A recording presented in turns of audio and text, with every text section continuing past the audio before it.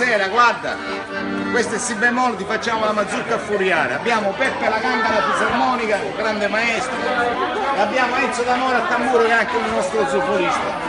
Ti facciamo mazurka a furiare in Si bemolle.